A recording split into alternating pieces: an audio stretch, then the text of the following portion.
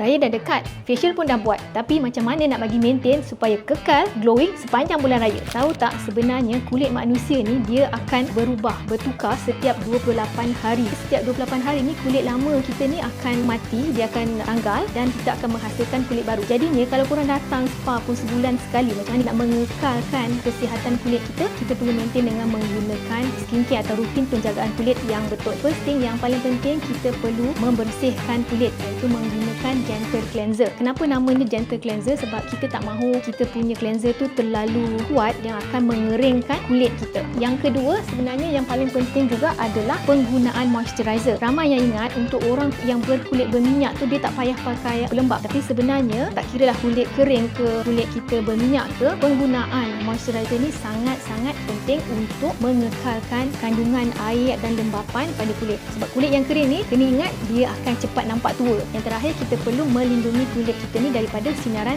UV. Raya kan sebulan. So macam mana kita nak maintain kita punya kecantikan dan keanjalan kulit ni sepanjang masa? Jangan lupa follow dan like, share juga konten ni supaya ramai dapat manfaat.